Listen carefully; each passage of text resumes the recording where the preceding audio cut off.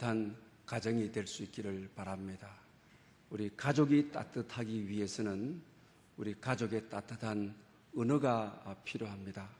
공동체를 따뜻하게 하는 언어. 당신이 있어 감사합니다. 당신이 있어 행복합니다. 다 당신 덕분입니다. 그런 당신은 나의 봄입니다. 윤세영 씨의 수필에 나오는 우리 공동체를 따뜻하게 하는 언어입니다. 추석날 어른들 뵀을 때, 또 자녀들을 또 만날 때, 또 형제 자매가 만날 때, 당신이 있어 감사하다. 당신이 있어 행복하다. 다 당신 덕분입니다. 그런 당신은 내 인생의 봄입니다. 이런 언어가 살아 숨쉬어서 추석 때 가족들이 만나게 되게 되면 정말 가족이 따뜻한 행복으로 충만할 수 있기를 바랍니다. 우리 부모님 만나서 부모님 계셔서 감사하다, 행복하다. 우리가 이렇게 사는 것이 부모님 덕분입니다. 항상 부모님을 생각하면 부모님은 내 인생의 봄입니다. 이렇게 자식들이 고백하고 정말 그런 마음들을 가지고 있다면 그 가족 공동체가 얼마나 건강하겠습니까? 얼마나 행복하겠습니까?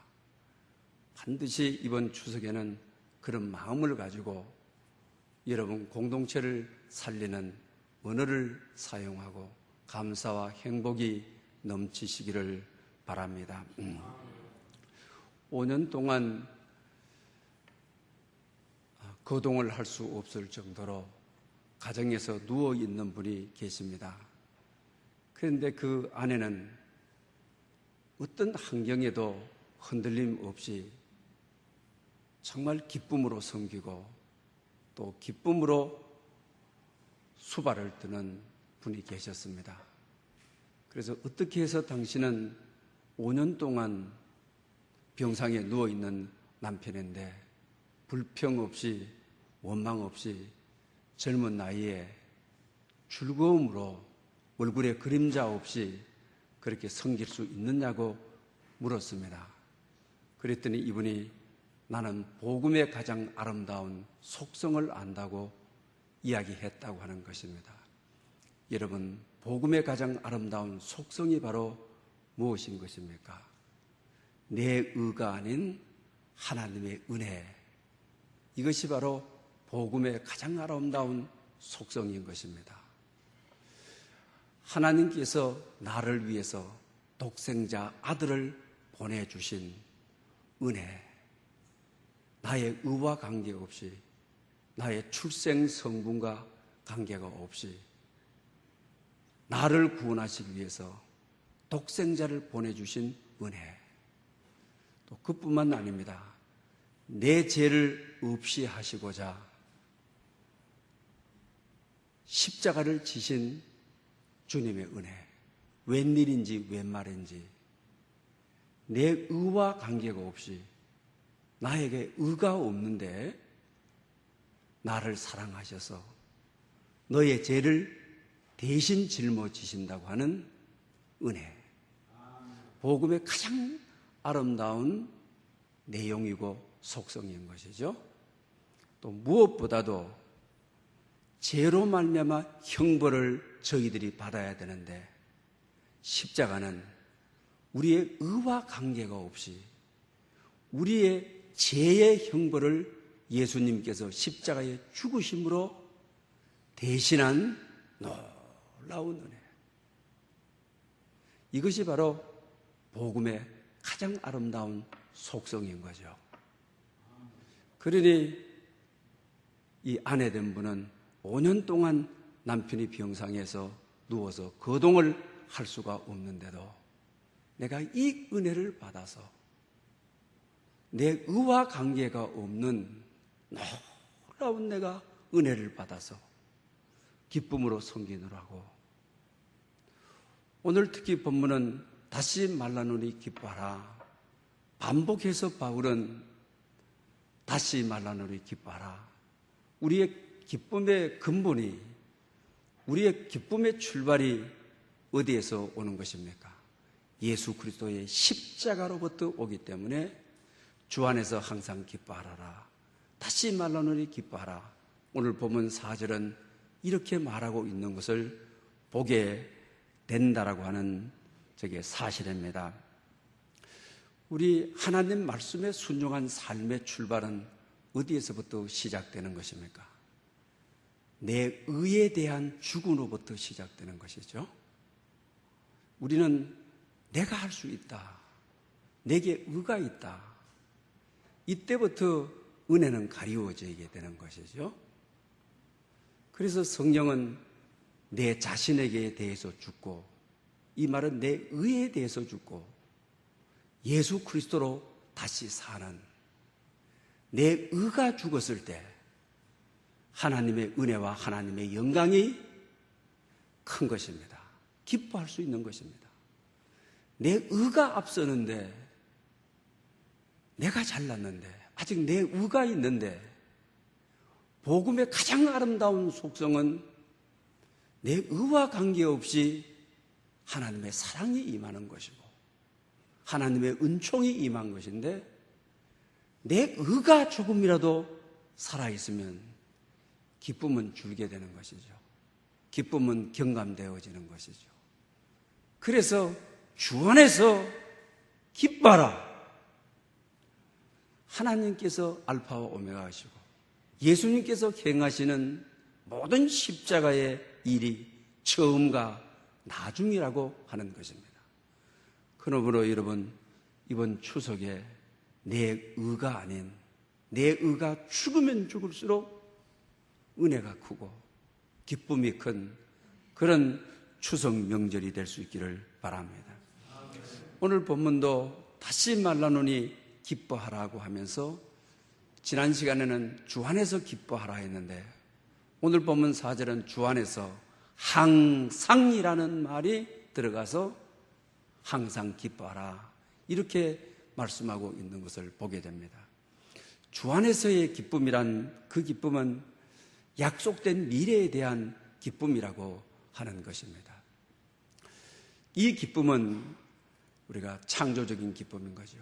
미래지향적인 기쁨이고 소망적인 기쁨인 것이죠.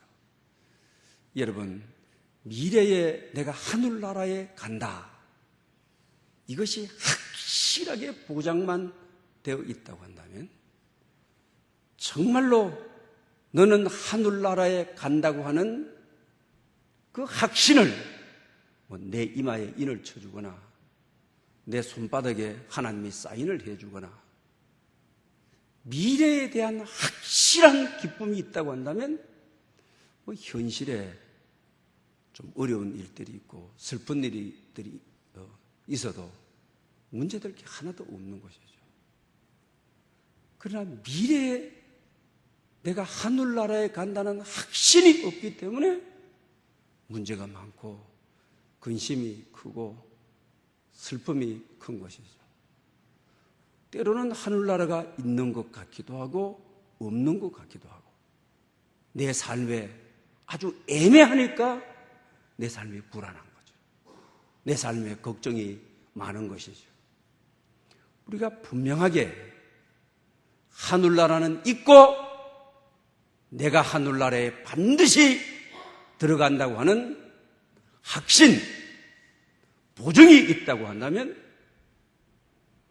정말 우리는 이 세상에 좀 아프기도 하고 넘어지기도 하고 슬픈 일이 좀 있어도 이거는 다 덮이는 것이죠. 크고 놀라운 은혜에 하늘나라에 다 덮이게 되어진다라고 하는 사실입니다. 우리 미래의 약속에 대한 이 기쁨은 나의 의와는 전혀 관계가 없는 것입니다. 천국은 순수한 하나님의 선물로 이루어지는 것입니다. 그런데 우리가 때로는 막 기도가 살아있고 좀 말씀을 읽을 때 말씀이 마음에 와서 막 확 박히고, 때로는 말씀이 내 심령에 불을 던지는 것 같이 우리 인생의 열정을 회복하도록 하고, 이럴 때는 천국이 있는 것 같이 확신되어진 삶을 살아가게 되죠. 그러나 때로 시험이 들고 넘어지고 기도의 문이 닫힌 지 오래고 말씀만 보기만 보면 감동도 없고 졸음만 오고, 그리고 어느새 모르게 제약에 깊게 동조하고 제약된 곳에 머물러 있어도 죄인 줄 모르고 감각도 느끼지를 못하고, 이럴 때 어느 순간 내가 이렇게 되어 있나? 정말 하늘나라가 있을까? 그래, 이렇게 되어지는 거죠. 내 의를 강조하게 되면 할렐루야 아멘이 될 때는 전국 백성 같고, 때로는 주저앉아 내 의가 없을 때는 찬송도 안 되고 기도도 안 될 때는 지옥 백성 같은 그런 감각을 느끼지 않습니까? 만약에 이런 천국이라고 한다면 얼마나 불완전한 것입니까?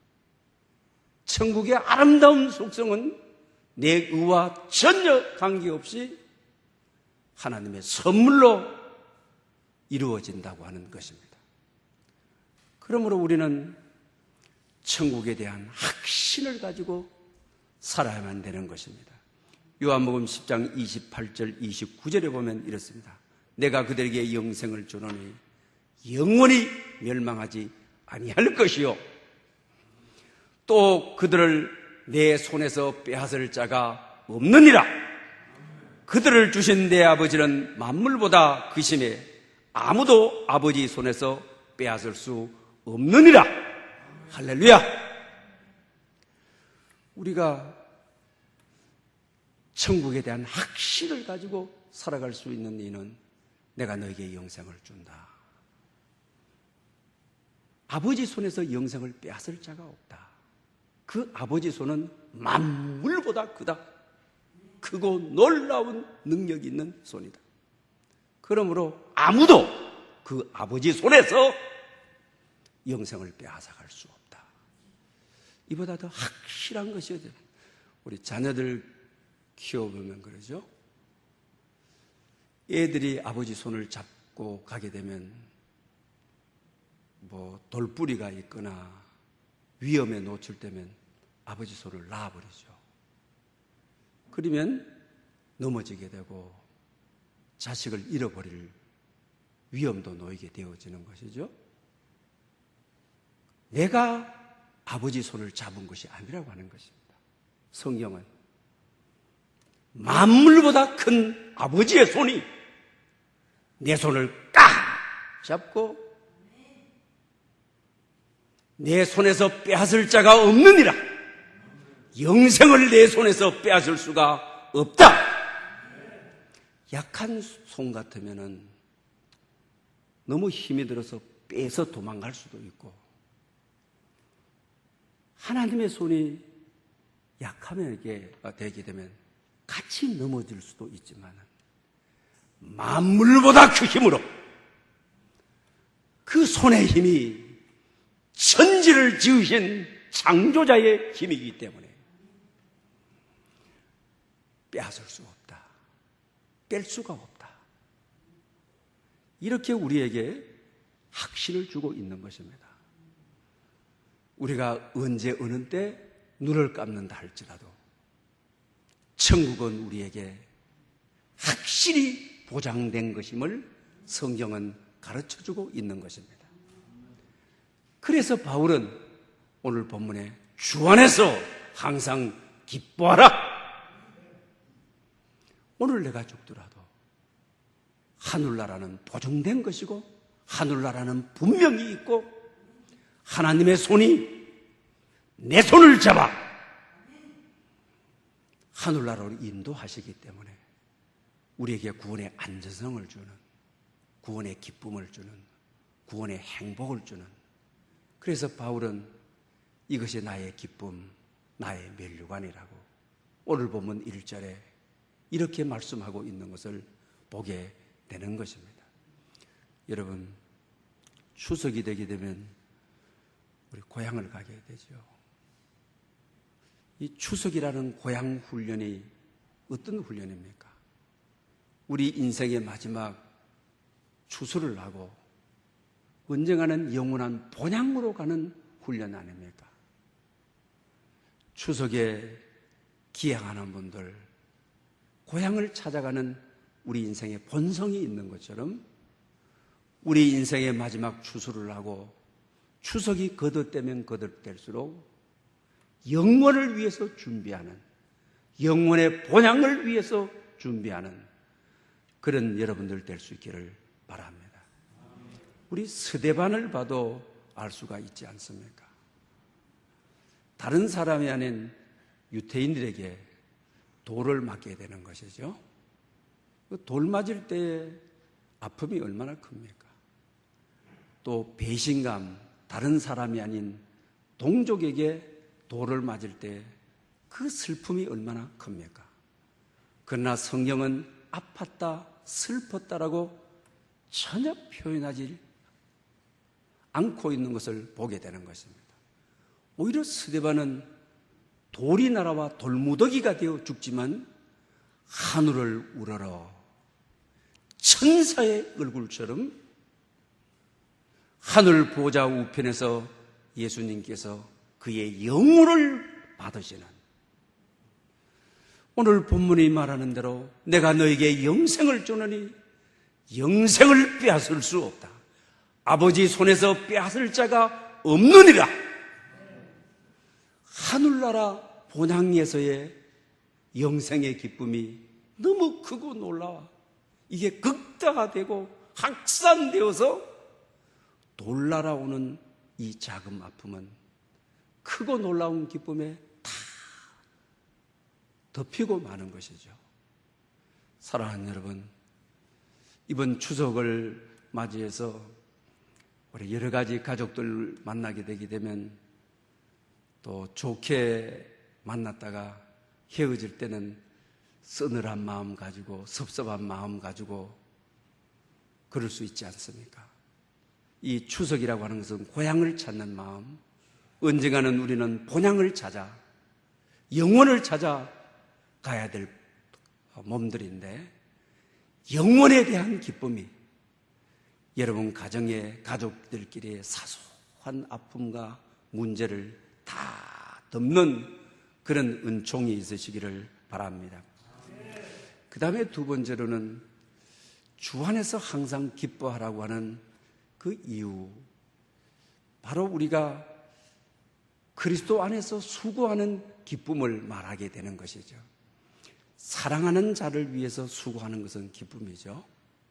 여러분들도 연애할 때 사랑하는 사람을 위해서 어떻게 하든지 더 수고하고 싶고 더 헌신하고 싶고 사랑하는 자를 위해서 더 일해주고 싶고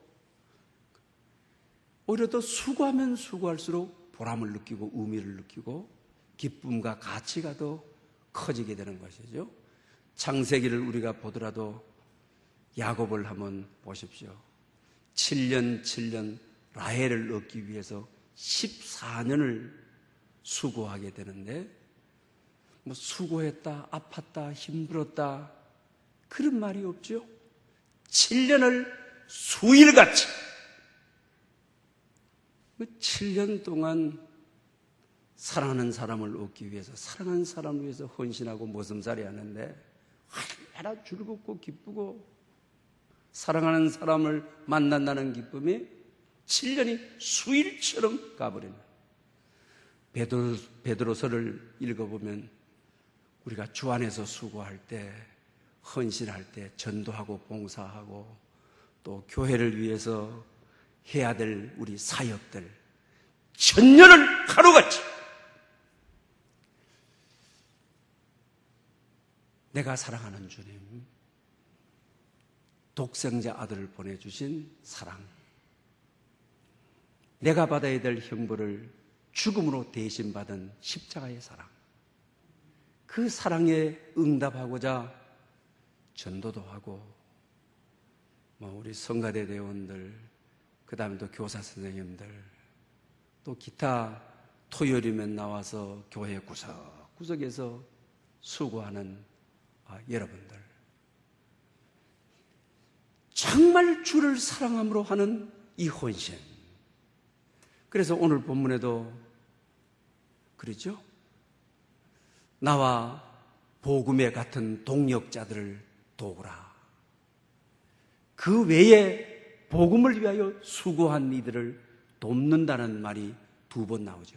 섬긴다는 말이, 헌신한다는 말이 2번 나오게 되는 것이죠. 그래서 그들의 이름이 생명록책에 있느니라. 그러면서 주 안에서 항상 기뻐하라. 다치 말라노니 기뻐하라. 이번 추석에도 여러분들 대부분 형제들끼리 만나고 또 며느리들끼리, 큰 며느리, 작은 며느리 또 이렇게 있으면 작업의 양에 대해서 불평하고 원망하고, 큰 며느리는 한다, 나는 막내이기 때문에 너무 많이 했다, 그리고 와서 스트레스 너무 받고, 애들도 눈치 보고 왜 우리 엄마가 막 일을 시키느냐고 난리 내고,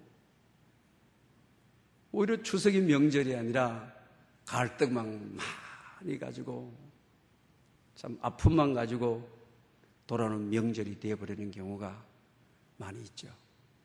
사랑하는 여러분, 이번 기회를 통해서 바울이 주 안에서 수고하는 것, 주 안에서 헌신하는 것, 이번 기회를 통하여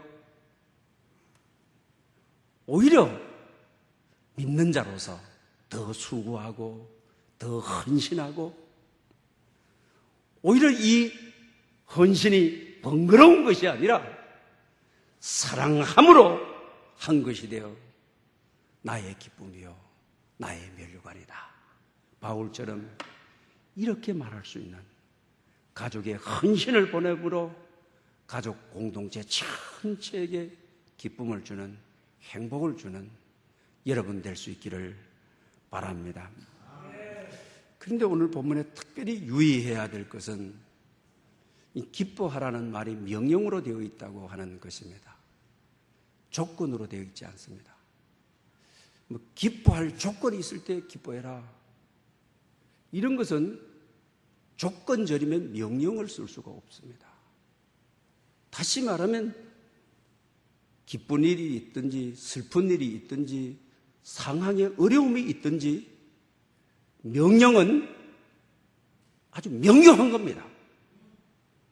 주 안에서 기뻐해라, 다시 말하노니 기뻐하라, 명령으로 되어 있는 거예요.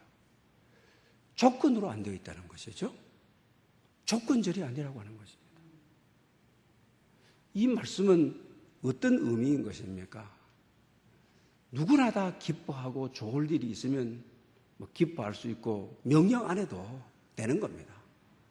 이렇게 명령으로 되어 있다고 하는 것은 기뻐할 환경도 아니고 기뻐할 정서도 아니고 기뻐할 기분도 아닌데, 주 안에서 항상 기뻐하라, 다시 말하노니 기뻐하라, 명령으로 된 거죠. 이 말은 환경이 복잡하고 기뻐해야 될 환경이 아닌데도 명령이 아주 명료한 겁니다. 기뻐하라! 그러면 기쁜 일이 생길 것이다. 먼저 기뻐하라! 항상 기뻐하라! 기뻐할 일이 또 기뻐할 일을 불러오게 될 것이다. 기뻐할 일이 아닌데도 기뻐하게 되게 되면 기뻐할 일이 꼬리를 물고 생길 것이다. 그래서 오늘 명령으로 되어 있다라고 하는 사실입니다. 그러므로 이번 명절을 맞이해서 정말 우울한 환경이고 좋지 않는 환경이고 복잡한 환경이지만은 하나님의 말씀은 아주 명료한 것입니다. 기뻐할 일이 없을 때 기뻐하라! 그러면 공동체가 다 기뻐할 일이 생기게 될 것이다. 기뻐할 일이 또 꼬리를 물고 생겨서 이 복잡한 상황, 이 슬픈 상황 다 몰아내고 그 기쁨의 공동체 되리라. 이런 말씀을 하고 있는 것이죠. 우리가 음식의 맛과 마찬가지인 것입니다. 여러분, 음식의 맛은 두 가지를 갖추어져야 되지 않습니까? 음식이 맛있게 잘 차려져야 되고, 무엇보다도 중요한 것이 음식의 맛이, 입맛이 중요한 것이죠. 입맛이 없는 환자에게 부모님들이 때로는 식탁을 바꿔보기도 하고, 접시를 예쁘게 바꿔보기도 하고, 반찬을 예쁘게 놔서 입맛이 없게 되면 음식이 아무리 테이블을 바꾸고 의자를 바꾸고 다 이게 무효입니다. 필요 없는 것입니다. 입맛이 있게 되게 되면 이것도 맛있고 저것도 맛있고, 입맛이 없어서 음식 냄새 맡기만 맡아도 고약한 냄새가 나고, 위가 소화를 못 시키니까 위가 울렁거리고 하는데 아무 필요 없는 것이죠. 입맛이 좋기만 하게 되면 환경에 관계가 없습니다. 마찬가지라고 하는 것입니다. 먼저 기뻐하라. 항상 기뻐하라. 주 안에서 기뻐하라. 먼저 기뻐하라고 하는 것입니다. 그러면 모든 것이 좋게 보이고 기쁘게 보이고, 좀 내게 잘못돼도 먼저 내가 기뻐하면 좋게 보이고 아름답게 보이고, 입맛이 모든 것이 좀 간이 안 맞아도 입에 다 들어오는 것처럼 먼저 기뻐하면 눈 안에 모두가 들어오고 마음에 모두가 들어오도록 되어 있다라고 하는 사실입니다. 원래 음식 맛이라든지 애들의 지능은 4세 때 결정적으로 다 결정된다고 하지 않습니까? 대부분 나이가 들어서는 어머니가 해준 음식을 찾지 않습니까? 결혼해서는 아내가 요리책을 보고 요리학원 다니고 그러면 맛있게 잘 먹습니다. 그러나 40대 중반이 이제 들어서면 아내가 요리책을 보고 요리학원 다니고 음식에 줘도 그때는 어때요? 어렸을 때 먹던 어머니가 해주던 김치찌개 생각난다 그러고, 어머니가 끓여주던 된장찌개 생각난다 하고, 저도 마찬가지입니다. 여름이 꼭 되면 우리 사람 보고 호박잎 사오라고, 호박잎 줘서 된장 만들어서 먹자고. 왜? 어렸을 때 생각이 와서 꼭 여름이 되면 호박잎 사오라고 그러는 것입니다. 맛이라고 하는 것은 길들어지는 것이죠. 습관이 중요한 것이죠. 기쁨이라는 것도 마찬가지죠. 유대민족의 글을 읽어보면 그렇지 않습니까? 어렸을 때 음식 이것 주세요 저것 주세요, 먹니 안 먹니, 어머니가 골고루 영양가 있게 음식을 차려놓고 밥 투정하고 불평하게 되면 먹을 시간이 되면 싹 치워버리죠. 그러면 나중에 가서 애들이 열심히 식사 시간 안에 자기가 밥을 다 먹는 거죠. 어머니가 차려준 영양가 있는 것을 골고루 섭취하는 거죠. 우리는 어떻습니까? 밥 투정하고 못 먹겠다 그러면 숟가락으로 떠미고, 안 되면 뭐라 해요? 피자 하라면 금방 피자 시켜주고, 치킨 하면 치킨, 햄버거 하면 햄버거예요. 애들 입맛을 완전히 버려버리는 거예요. 건강을 완전히 버리게 된다고 하는 거죠. 음식 맛도 어렸을 때 길들어지게 된다고 하는 것입니다. 기쁨도 마찬가지인 것입니다. 기쁨도 어렸을 때부터, 오늘 본문에 다시 말하노니 기뻐하라. 부모들이 기쁘게 살아라. 예수 믿고 살아라. 성실하게 살아라. 반복하는 것이 교육의 최고의 효과는 반복 아닙니까? 애들이 아무리 듣기 싫어도, 오늘 바울이 빌립보서에서 이 4장밖에 되지 않는데 기쁨이라는 말을 9번 쓰지 않습니까? 좀 지겹도록 계속 반복하고 교육 가운데 가장 탁월한 것은 반복하는 것이 교육의 효과인 것입니다. 주일을 성수해라. 밥투정하지 말아라. 환경에 불평하지 말아라. 정말 기쁘게 예배드려라. 부모님께 기쁘게 대해라. 기쁘게 살아야 된다. 우리가 이것부터 우리 삶 속에 길들여져야 된다라고 하는 사실입니다. 그 다음으로 우리가 오늘 본문을 통하여 조건이 있다고 한다면, 조건 없이 기뻐하라고 하는 건데, 조건이 있다고 한다면 딱 하나 있는 것이죠.